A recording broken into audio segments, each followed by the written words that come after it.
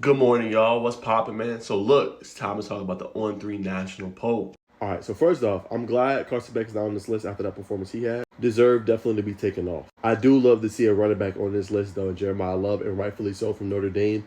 After that performance last week that he had against USC, 228 yards rushing and a touchdown, deserves to be on this list. He is a high caliber player, and he's one of the reasons why Notre Dame is good. Obviously, they have C.J. Carr, but he's one of the reasons why they're balling. Obviously, him and Jadarian Price, but Jeremiah Love after that performance deserves to be on this list.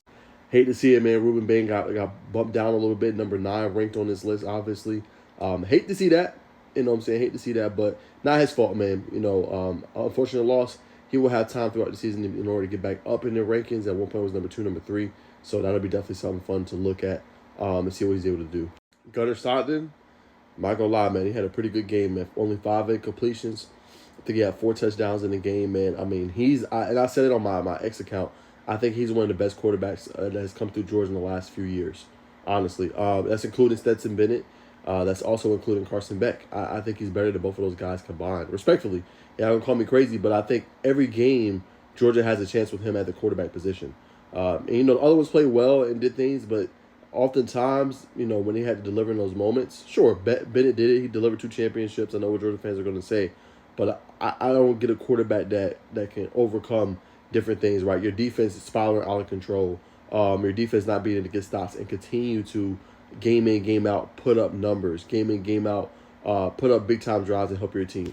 So the reason I say he's better, y'all, is because I think he has to compensate or overcompensate more. When you look at Beck, he's always had a pretty good team at Georgia, maybe besides last year in terms of the weapons that he had. Same with Stetson Bennett. Go look at the defenses that he had at his disposal.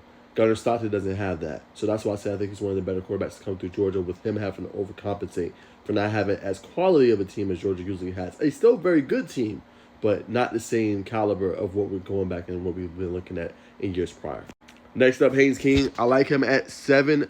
Kind of want to move him up a little bit past Dante Moore. That's just my humble opinion. Maybe into that top 5. But, hey, I understand. I get it. But, Georgia Tech wouldn't be as good without him. He always comes up for him. Had another 200-yard passing effort, 100 yards on the ground.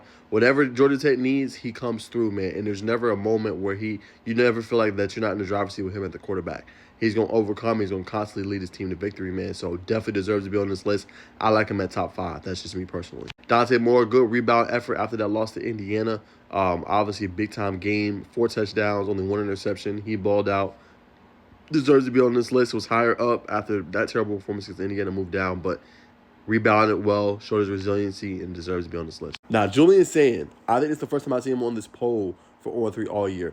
Deserves it, though. I mean, this kid has been balling. He's been dynamite. At one point in the season, he was 80% completion percentage. I know what y'all going to say, well, you got all the weapons in the world. Yeah, just because you got all the weapons in the world does not mean you're a good quarterback, right? So Sayin has continued to perform at a high level. Sayin has continued to dice defenses, and he's one of the reasons why that offense is rolling. And not a lot of people believe in Ohio State, especially with him at quarterback coming into the season. He's surprised a lot of folks, and he definitely deserves to be on this list. I like what he's been doing. He is special. Marshall Reed, man, another quarterback I really like out of Texas A&M. The reason why they're number 3 in the country, he's been balling out. Teams have not had an answer for him this year. Can't wait to see what he does this week against LSU, a really good defense. They got exposed a little bit against Vanderbilt. But same thing, when you have Marshall Reed, you have a chance in any game. Pavia, he definitely did a lot for his Heisman stock. Didn't have the best throwing effort, obviously, 160 yards, I believe, passing. But got it done on the ground, man. He sliced and diced that defense for LSU, as we talked about just a little bit here earlier. And he's a guy, if they continue to win, they're definitely going to be he's definitely going to put himself in that Heisman conversation. I think it's the first time they've been ranked in the top 10 since the 50s. That says a lot about how far that program has come and how elite of a player Pavia has been and how special he's been to the Commodores and what they're trying to build in Nashville, man. So definitely deserves to be on this list. I don't mind him at 3 after that performance they had against LSU in that upset win. Big game coming up this week against Missouri. We'll see if he can follow that up. Yeah, now Fernando Mendoza and Ty Simpson, both of those ones, it's like kind of, tipping your cap. Like, who you going to pick? Who do you really want? Both have played really well all year.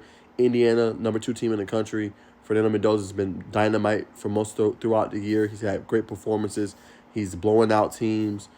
He's hitting Elijah Surratt.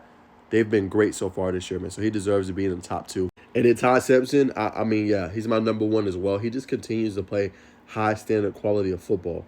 Don't turn over the ball. Another great effort against Tennessee. A couple touchdown passes. I mean, he's a guy. He's just getting it done, man, and he's really turned out to be special for Alabama. We didn't know how good he was going to be coming into the season.